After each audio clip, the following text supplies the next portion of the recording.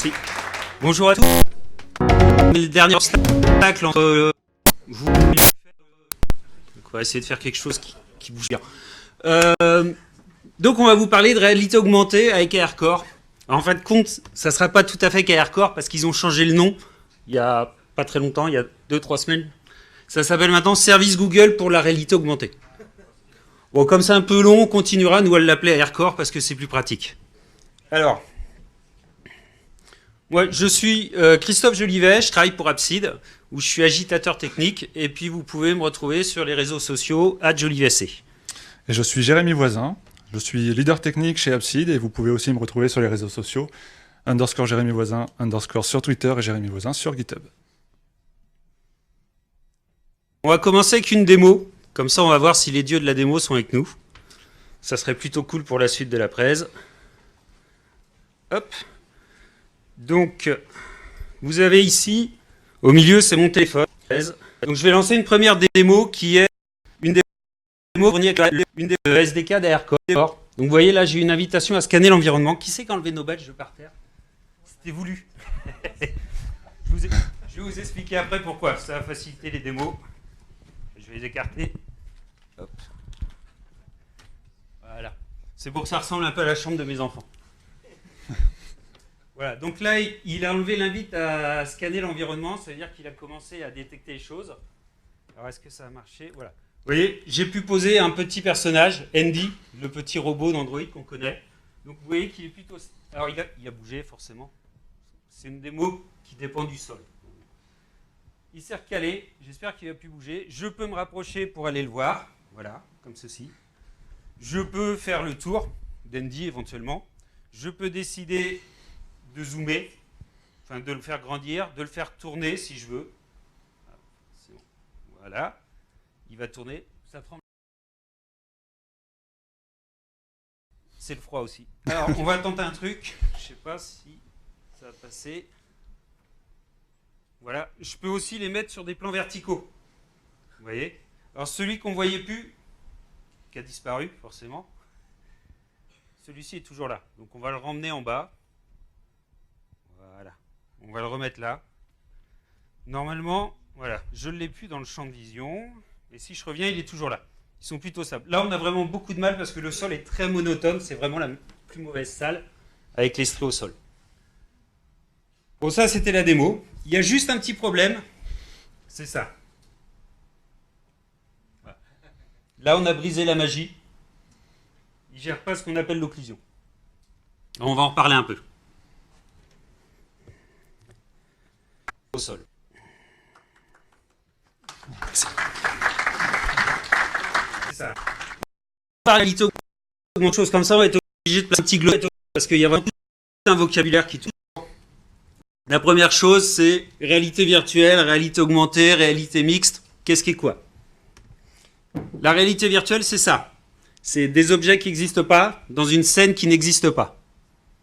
C'est ce que vous allez vivre quand vous utilisez, par exemple, un Oculus Rift ou un PlayStation VR.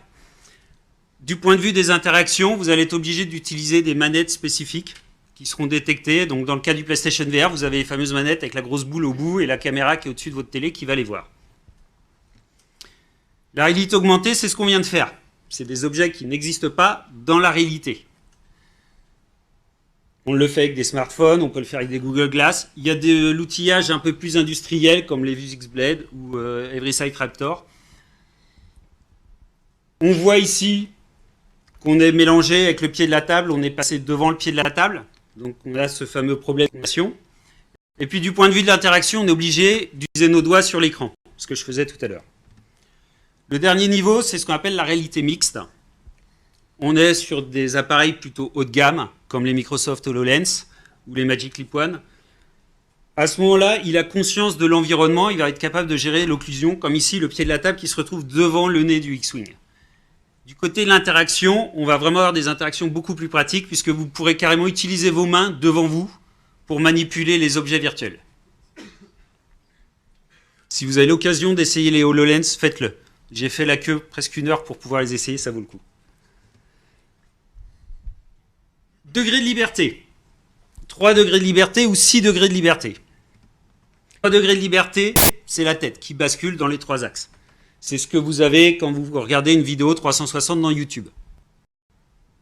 6 degrés de liberté, c'est ce que je viens de faire. Vous pouvez vous déplacer dans la scène, tourner autour des objets virtuels.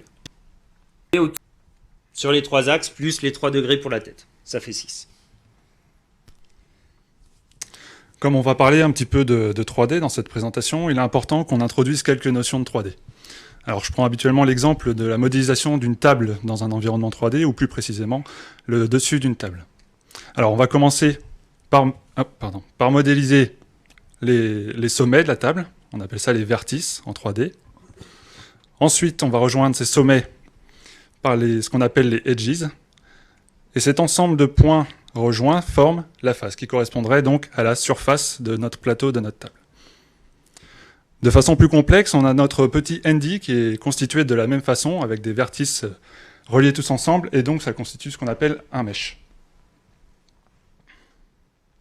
Alors comme en wireframe, c'est pas très très joli, on applique sur nos meshs ce qu'on appelle une texture. Donc la texture, ça revient à emballer notre mesh dans une image en fait. Et par-dessus tout ça, on peut rajouter ce qu'on appelle les shaders. Les shaders, c'est un ensemble de règles qui définissent comment se comporte la réflexion de la lumière. Ici, on a donné un aspect métallique à notre petit ND. Et donc, les textures plus les shaders assemblés ensemble forment ce qu'on appelle le material. Ensuite, on veut pouvoir repérer dans l'environnement 3D nos modèles 3D, nos meshs. Pour cela, on dispose de ce qu'on appelle la pose, qui est un ensemble de rotation et de translation. La rotation et la translation étant un quaternion et un vecteur 3D, qui se réfèrent à la position 0, 0, 0 de notre monde, de notre environnement virtuel. Parlons d'AirCore maintenant. AirCore, c'est le framework de réalité augmentée de Google. Il est sorti en mars 2018, en mars actuellement version 1.11, et il dispose de SDK pour tout un tas de plateformes différentes et populaires surtout. Donc on a Android bien entendu, mais on a aussi Unity, Unreal, et on va voir par la suite qu'on fonctionne même avec iOS. Alors pour voir fonctionner AirCore, il faut un téléphone Android, minimum sous Android 7, donc avec l'API 24. On peut retrouver sur le lien affiché ici l'ensemble des devices compatibles. On a environ 145 modèles différents compatibles avec AirCore. AirCore sait faire pas mal de choses, mais surtout il sait très bien comprendre son environnement. Alors on l'a vu tout à l'heure, il sait détecter les plans, que ce soit horizontaux ou verticaux. On verra qu'il a une gestion avancée de la lumière, une compréhension avancée de la lumière. Il sait aussi les visages, des images. Il sait détecter le mouvement, la son. On verra ensuite. Et il est avec iOS. Alors la première partie, c'est la compréhension de l'environnement. Qu'est-ce qu'il va faire? Il va chercher des points d'intérêt dans votre image. Donc par exemple ici, le coin des touches de mon clavier qui apparaissent avec les points bleus, le bord de la gourde sur la table. Si on se tourne au sol, alors il y a quelques motifs qu'il trouve dans la moquette, mais la prise de courant, le long du mur, voilà. Toutes ces choses-là, ça sert de points d'intérêt. Et ensuite, en scannant l'environnement, en fonction du déplacement du téléphone et de ses points d'intérêt, il va être capable de déterminer des plans qu'on voit apparaître ici en blanc ou en rouge. Et plus vous allez scanner l'environnement, plus la compréhension de l'environnement va s'améliorer. Donc par moment, vous pourriez avoir 2 plans qui vont finir par fusionner en un seul. La chose suivante qu'il va nous fournir, c'est la lumière. Du point de vue de la lumière, il se repose sur des lightning cues qui sont visibles dans la scène. Donc il va pouvoir vous fournir une estimation de l'intensité de la lumière. Il va vous fournir une correction de couleur. Si vous avez vos modèles donneront l'impression d'être éclairés par ces couleurs-là. Il va avoir des ombres intelligentes, c'est-à-dire qu'il va détecter les ombres des objets présents déjà dans la scène normalement pour essayer d'aligner les ombres de votre modèle 3D. Et enfin, il va faire l'émulation des reflets, c'est-à-dire que si vous avez des shaders qui sont appliqués pour avoir des structures métalliques dans votre modèle 3D, à partir des reflets qu'il verra sur les structures métalliques naturellement présentes dans la scène, il va aligner les reflets sur votre modèle 3D. Donc on a vraiment une réelle impression d'intégration dans la scène. Ces techniques-là, ça repose justement sur des réseaux de neurones qui vont tourner en fond dans votre application. Le suivi des mouvements, pour ça, il y a le VIO algorithme. C'est basé sur la combinaison des déplacements des points dans l'image, ainsi que les données fournies par la boussole et les accéléromètres du téléphone. En combinant ces informations-là, il va savoir comment vous déplacez votre appareil au sein de l'ANA. Vous allez pouvoir compléter votre scène avec du son. Ça, c'est intéressant. Alors, c'est un SDK qui s'appelle Résonance Audio, qui ne fait pas partie d'AirCore en lui-même. Il utilise des algos qui s'appellent binaural, et ça vous permet de positionner vos sources de son dans la scène et d'avoir l'effet stéréo. Donc, le son arrivera plus tard sur l'oreille qui est la plus loin de la source. Vous pourrez aussi simuler des échos sur des parois ou des choses comme ça. Du point de vue de l'utilisation, vous allez avoir 4 modes d'utilisation principaux. Le modèle viewer dans un navigateur, qui est disponible que depuis AirCore 1.9. Avant, fallait faire du WebXR. Une application Android native, ce qui était le cas de la première démo, de l'iOS, ou alors avec un moteur de jeu comme Unity ou Unreal. Si vous avez déjà installé AirCore, votre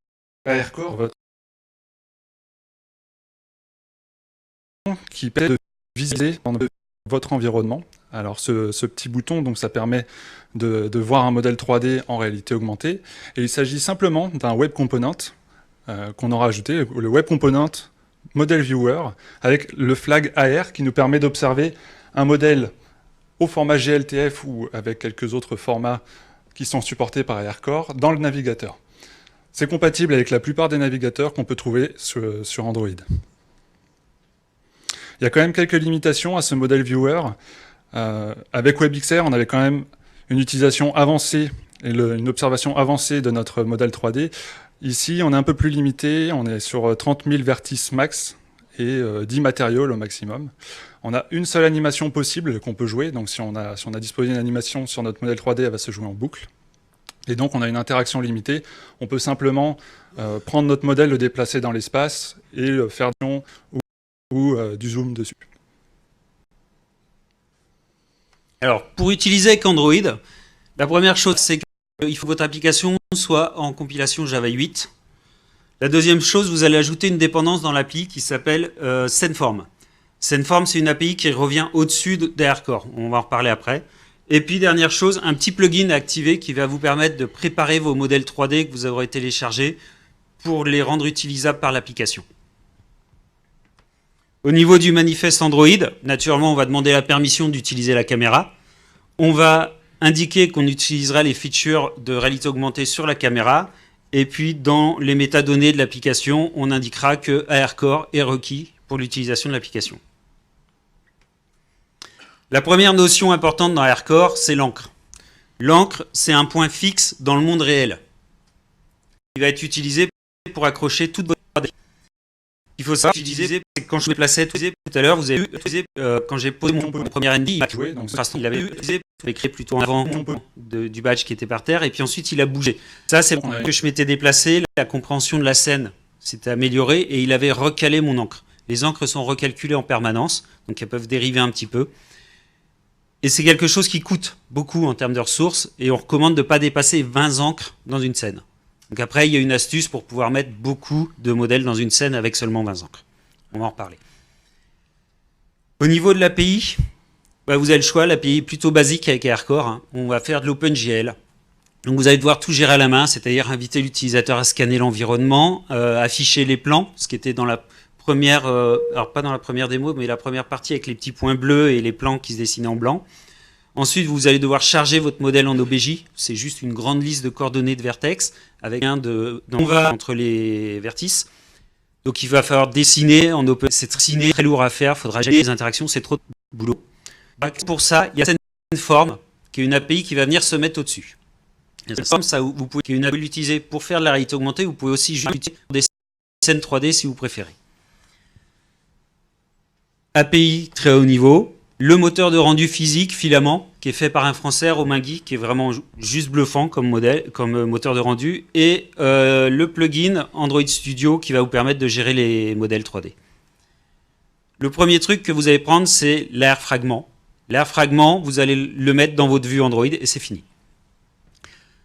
petit bout de XML à faire. C'est celui qui va gérer l'invitation à scanner l'environnement, la main avec le téléphone qui bougeait au début. L'affichage des plans, alors il ne l'a pas fait tout à l'heure, on réessayera. Il met des gros points blancs sur les plans qu'il a détectés. Et tout ce qui est interaction. C'est-à-dire quand je cliquais sur un modèle, quand j'écarte mes doigts, quand je tourne mes doigts pour faire tourner mon modèle 3D, tout ça c'est plutôt basique. La deuxième notion, c'est la scène et les nœuds. Ça va ensemble, ça va de pair. Donc la scène, c'est un graphe de nœuds, un ensemble de nœuds. Tout va être plan nœud. On va créer un nœud au niveau de notre encre, pour notre scène 3D. Et ensuite, on va créer des transformable nodes sur lesquels on pourra mettre nos modèles 3D, nos renderables. On va pouvoir créer des nœuds de squelettes pour animer ces modèles. On va pouvoir faire de la détection de visage, donc on aura des augmented face nodes. On aura des nœuds pour la caméra, des nœuds pour les lumières. Tout est nœud. Si vous voulez une idée de ce qui se passe dans votre scène 3D, vous pouvez prendre l'image de boules de polystyrène. Ce sont vos nœuds. Et ensuite, vous allez travailler avec les fameuses poses dont Jérémy parlait tout à l'heure. Donc, ce sont des translations et des rotations, comme si vous mettiez des grands bâtons. Donc, vous avez un nœud pour l'encre et vous allez mettre un grand bâton et vous aurez un nœud au bout auquel vous mettrez le modèle. Tout à l'heure, quand j'ai posé mon ND sur le mur, il m'a créé une encre sur le mur. Quand je l'ai déplacé au sol, il a simplement changé la pose de mon renderable, de mon ND, mais mon encre était restée sur le mur. Vous pouvez accrocher naturellement un nœud à un autre nœud, pas forcément une encre, et à ce moment-là, si vous bougez le premier, le deuxième suivra. Au niveau des modèles, vous pouvez utiliser les formats standards des environnements 3D, donc les fichiers OBJ, FBX, GLTF, tout ce qui est fichier mat pour les matériaux. Le plugin va vous générer deux fichiers, SFA et SFB. SFB, c'est le modèle lui-même. SFA, ça va vous permettre de faire un peu de configuration sur la façon dont il sera utilisé dans l'appli. Puis si comme moi, vous êtes très mauvais, que vous ne savez pas faire autre chose que des cubes et des sphères, vous pouvez passer par polygoogle.com, qui a plein de modèles sous licence Creative Commons, ce qui était le cas du X-Wing au début. Au niveau du code, comment ça va se passer? On a un modèle renderable, c'est le petit modèle chargé. Quand est-ce qu'on va charger ce petit modèle? On va simplement appeler un builder. On va lui préciser le fichier, ça va nous renvoyer un modèle futur. À ce moment-là, on gère le fait que le modèle soit chargé, on se met la référence, et puis on gère les erreurs. Faites pas comme moi, hein, prévenez l'utilisateur, mais ça ne rentrait pas dans la slide, je renvoie un nul. La chose suivante, je vous avais dit, l'AR fragment va vous aider à tout faire. On pose un tap AR plane listener sur l'AR fragment, qui va vous fournir le hit result. Alors le hit result, c'est quand je tape sur mon écran, il fait ce qu'on appelle un recasting, c'est-à-dire qu'il va tirer, il va envoyer un rayon perpendiculaire à mon écran jusqu'à rencontrer quelque chose, un modèle ou un plan. À cet endroit-là, j'ai un hit result. Il me fournit le plan de mon hit result, le type de mouvement qui était fait. Qu'est-ce que je vais faire, moi? Sur le hit result, je vais créer une encre, donc mon point de page dans mon monde réel. Sur cette encre, je vais créer un node. Donc ça, c'est la représentation de mon encre dans ma scène 3D. Et cette encre node, je vais l'attacher à ma scène. Je vais lui mettre la scène en parent. Derrière, je vais créer un deuxième nœud, un transformable node, cette fois-ci. Je vais lui mettre en parent mon anchor node. Donc je vais les accrocher ensemble. Comme je n'ai pas de pause, ils seront localisés au même endroit. Et puis je vais l'habiller en lui mettant le renderable par-dessus, mon modèle d'ND chargé. Là, vous avez vu 80% du code de la démo tout à l'heure. Parce qu'on a passé le transformation system, tout ce qui était pinch, twist, etc., c'est géré. Le seul code que vous ne voyez pas, c'est la gestion de la permission de la caméra et le fait que AirCore ne soit pas installé ou pas dans la bonne version. Au niveau des visages augmentés, il va vous détecter les visages, il va vous renvoyer un mesh sur ce visage, 418 points sur ce visage, avec des poses pour centrer le visage. Il y a 3 poses au total sur le visage, et le système est relativement sensible. J'avais fait une conf il y a 2 ans où j'utilisais les Face API d'Android, qui Face API de chez dès qu'on penche un peu la tête. Là, ça tient vraiment très très bien. L'autre possibilité, c'est les images augmentées. Donc vous allez pouvoir suivre jusqu'à 20 images en simultané dans une scène. Donc ici, on s'approche et il vient nous positionner les petits bords de cadre sur la Terre. Ça aussi, c'est une des démos du SDK. vous avez un outil qui s'appelle AirCore Image qui va vous permettre d'évaluer la qualité de vos images. Parce qu'il ne faut pas qu'elles soient trop répétitives, c'est le même problème qu'avec le sol. Typiquement, une image de building, ce n'est pas la bonne idée. Et puis, donc, il va vous fournir une note sur vos images et puis il va vous permettre de préparer les images. Alors, vous pouvez le faire en embarqué dans l'application, mais c'est beaucoup plus lent. Donc ça, les préparer à l'avance, ça vous permet de gagner énormément de temps sur le démarrage de l'application. Dernière chose intéressante, c'est les Cloud Encore. Les Cloud Encore, ça vous permet de partager des encres entre des appareils, donc entre plusieurs utilisateurs. Vous allez avoir une sauvegarde dans le cloud de 24 heures pour cette Cloud Encore. 4 heures à partir de son identifiant. Je vais les accrocher. C'est simple, il y a un service Google à activer, donc le Cloud Platform, sur le service Cloud Platform, le AirCore Cloud Encore API. Et puis, il vous fournit une clé que vous allez rajouter dans votre manifeste. Au niveau du code, qu'est-ce qu'on va faire? On va récupérer la session. Bon, ça peut vous lever quelques exceptions si le SDK n'est pas dans la bonne version. Sur cette session, on va créer une configuration. Ensuite, on va simplement activer les Cloud Encore dans cette configuration et on réinjecte la configuration dans la session. Ensuite, qu'est-ce que je vais faire? Je passe là dans mon petit listener, c'est le code de mon listener. Vous vous souvenez tout à l'heure, le hit create encore qui me renvoyait mon encre. Ce coup-ci, je vais appeler la session et je vais lui demander de hoster mon encre. Ça va me renvoyer une nouvelle encre. Et cette nouvelle encre, elle porte un Cloud Encore ID qu'il me suffit de partager avec tout le monde pour que les gens puissent se retrouver au même endroit que moi. Comment ça se passe de l'autre côté? Je l'ai partagé avec un autre utilisateur. Il a reçu mon Cloud Encore ID. Il va simplement faire un session Resolve Cloud Encore. Ça va lui renvoyer une encre. Et ensuite, c'est exactement le même code que tout à l'heure. Vous créez l'Encore Node, vous le rattachez à la scène. Vous créez un Transformable Node, vous l'accrochez à l'Encore Node et vous l'habillez avec le Renderable. Et à ce moment-là, vos deux appareils peuvent voir des petits ND apparaître au même endroit. Le partage de l'Encore ID, libre à vous, hein, vous faites comme vous voulez, Firebase ou autre chose.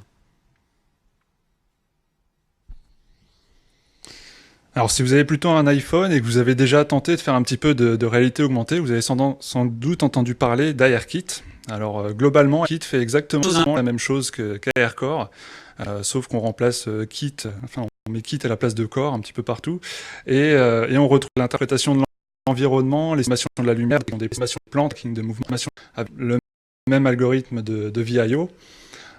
La seule petite différence, c'est peut-être sur le nommage, donc encore une fois sur la version multijoueur qui n'est pas les Cloud Encores, mais Multi-Peer Connectivity. Le petit plus d'AirCore, c'est qu'il est capable de se brancher au-dessus d'AirKit, et on peut avoir ainsi les Cloud Encores qui arrivent sur iOS pour pouvoir faire fonctionner une application iOS et Android ensemble. On peut partager une expérience entre les différents devices. Alors on a dit qu'on pouvait mettre AirCore sur Unity. Alors déjà, la réalité augmentée sur Unity, ce n'est pas quelque chose de nouveau. On avait déjà le framework Vuforia, et on l'a toujours d'ailleurs. Il est historiquement intégré directement dans Unity. Ce qu'il fait essentiellement, c'est de la reconnaissance d'images, des images augmentées qu'on a présentées tout à l'heure, sauf qu'il est un petit peu plus précis, et on l'utilise surtout dans le cadre de formation pour un opérateur qui arrive sur une machine dans une usine. Il utilise l'application, il scanne les machines et il apprend à se servir des machines. On n'est pas tout à fait sur le même marché entre Vuforia et AirCore, donc on est plutôt côté professionnel avec Vuforia. On a une licence commerciale, donc on peut développer gratuitement une application, mais on ne peut pas la distribuer gratuitement.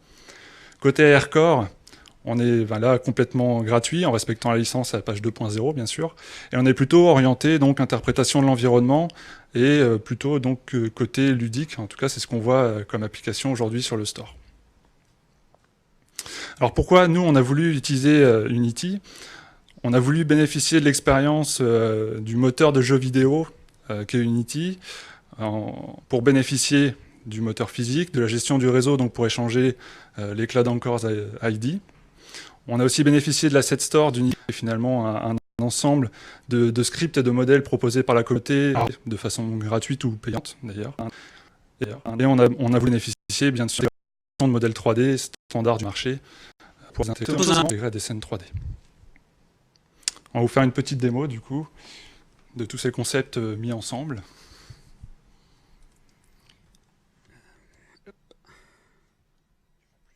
Je t'ai plus. Vas-y, rebranche-toi. On va essayer de te récupérer.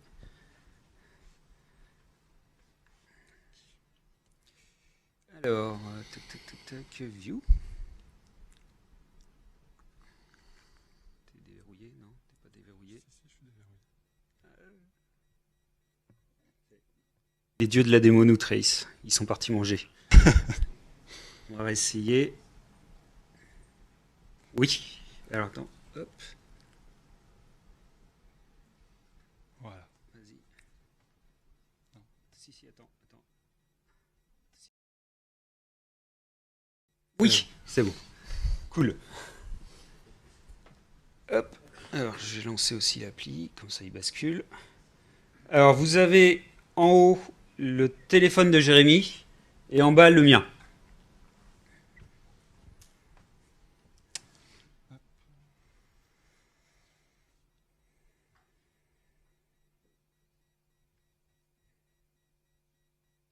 Donc là, pareil, on va essayer de scanner un petit peu, même si avec le sol, voilà, c'est un petit peu compliqué. Hop.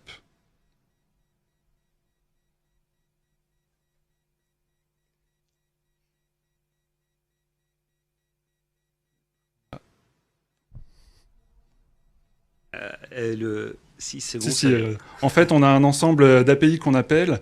Alors, pour représenter les élévations, là, on appelle une API Open Elevation. Et on appelle pour les tags, par exemple pour les images qui sont posées sur les mecs. En tout cas, c'est ce qu'on voit. Quelques difficultés avec OpenStreetMap. Alors, pour il peut. C'est bon.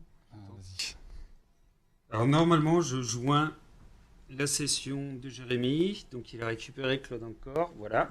Il a réussi à repositionner la Cloud Encore. Voilà. Et il a reconstruit le modèle au-dessus.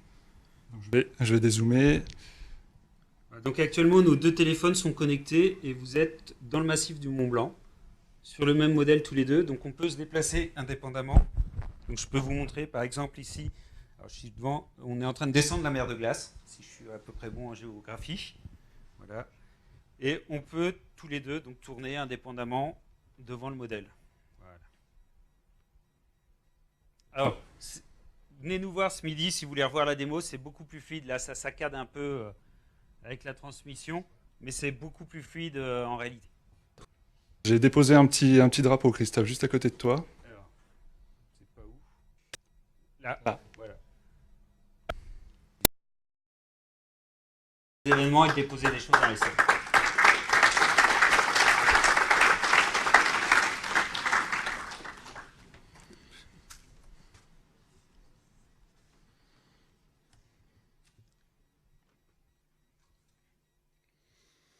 Alors comme vous avez pu voir, on a pu faire une application un petit peu avancée avec Unity. Le coût d'entrée, en revanche, n'est pas tout à fait neutre. On change un petit peu de monde. On passe du monde Java au monde C#. Alors les langages sont relativement propres, mais il y a quand même quelques notions qui diffèrent. Il y a l'IDE d'Unity à prendre en main qui, à première vue, n'est pas non plus complètement intuitif. Hop. Voilà, on arrive sur un ensemble de menus où on ne sait pas trop aller de prime abord.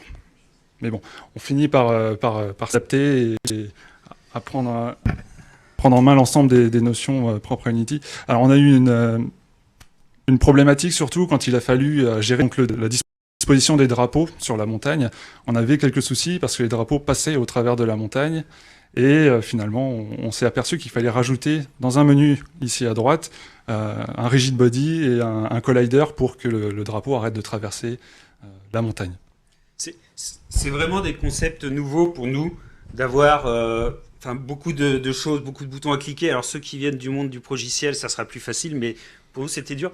L'autre truc aussi où j'ai eu beaucoup de mal, c'est qu'on se retrouve dans un univers de 3D, des choses comme ça, et vous vous retrouvez à programmer avec des matrices, des vecteurs, des quaternions, beaucoup d'outils mathématiques qui demandent un petit peu de gymnastique pour se représenter les choses.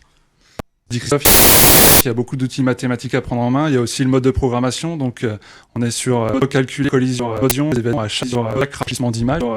Ça, c'est quelque chose dont on a mal l'habitude quand on vient plutôt du monde web.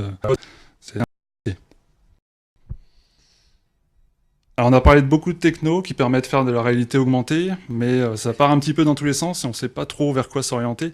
Donc pour ça, il y a un standard qui a été proposé en février 2017 par le consortium Chronos Group, et qui est sorti tout récemment en version 1.0, le 29 juillet. Ce consortium a décidé de vouloir standardiser à deux niveaux l'XR, donc réalité augmentée et réalité virtuelle. D'abord, standardisation niveau API, donc là plutôt pour les fournisseurs de type Unity, Unreal, pour leur permettre d'avoir une seule implémentation pour l'ensemble des plateformes de réalité virtuelle et de réalité mixte. Et une couche d'abstraction niveau device, là où on vise plutôt à avoir un pilote générique pour tous les types de devices qu'on peut rentrer, de devices augmentés et la réalité virtuelle. On va résoudre finalement le problème de fragmentation de l'alimentation. On est obligé de recompiler une application pour les devices qu'on vise à chaque fois qu'on change de device. Avec l'OpenXR, on n'aura plus ce genre de problème. On aura une application proposée sur Unity qui sera compatible avec l'ensemble des plateformes et l'ensemble des devices.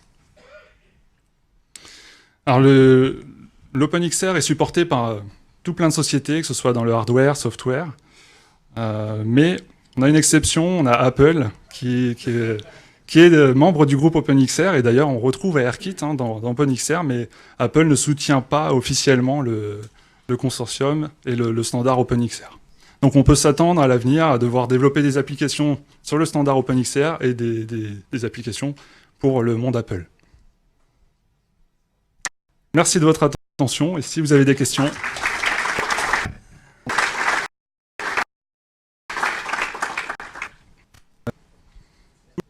Savoir si AirCore s'appuyait sur les ISP des téléphones portables. Image Sensor Processor. Alors là, aucune idée, mais la question est bonne. Je sais pas. Alors, éventuellement, ce qu'on peut faire, c'est que tu me follow sur Twitter, je lis l'essai, et puis je vais chercher la réponse et j'essaierai de la tweeter. Question là-bas, ouais. Oui, bonjour. Bonjour. Je voulais savoir s'il y avait des gestions de code de réalité augmentée ou c'était uniquement les objets de l'environnement ou éventuellement des images ou objets. Qu'est-ce que tu appelles des gestions de code Alors un code de réalité augmentée, c'est comme une sorte de QR code, un code imprimé codé, et donc il peut y avoir toute une bibliothèque et du coup reconnaître les codes tout fait. Calcul, collision, qu'une image n'importe laquelle, et qui permettrait théoriquement de dépasser les 20 objets. Alors là, on est plutôt sur le marché Vuforia. C'est ce que Vuforia fait. Il héberge dans le cloud un ensemble de QR codes qu'on va reconnaître dans l'environnement. Et c'est en scannant ces QR codes qu'on arrive à superposer donc, des modèles 3D ou des images par-dessus la réalité. Et effectivement, on peut dépasser donc, les 20 images de cette façon. Enfin, quoique non, pas avec AirCore, mais avec Vuforia, oui. Autre question? Alors éventuellement, du coup, je glisse une démo que j'avais enlevée parce qu'on manquait de temps. Hop. Toc. C'est là. Hop. Donc, ça, c'est un autre exemple d'interaction qu'on peut avoir. Voilà. Parce qu'il met bien les points blancs pour m'indiquer qu'il a détecté le plan. Je peux déplacer. Alors, il faut savoir que une vue classique Android, c'est un renderable. Donc, il vous suffit de faire une vue comme vous faites tout le temps avec des boutons, du texte, et puis ce sont les simples renderables. Donc là, j'en ai posé 3 par terre. Et quand je vais cliquer dessus, je vais pouvoir la tirer vers mon téléphone, et après, elle suit mon téléphone. Et quand je vais recliquer dessus, je vais simplement la réenvoyer là où elle était. Alors, ce que je vous disais tout à l'heure avec les fameux systèmes d'encre, c'est ce qui se passe. Elles sont accrochées à des encres en bas. Donc, j'ai des transformable nodes. Quand je vais cliquer dessus, je vais regarder la position de ma caméra, qui est jamais qu'un autre nœud au sein de ma scène. Et du coup, je vais pouvoir transformer ma pose. Donc, je calcule ma transformation avec un simple animateur Android. Et je vais venir jusqu'à la position de mon téléphone. Une fois arrivé à mon téléphone, je change le nœud par an. Donc, je me décroche de mon encre pour me raccrocher à mon téléphone. Et à ce moment-là, elle va suivre mon téléphone. Et chose contraire pour le retour. Vous avez des questions? Non?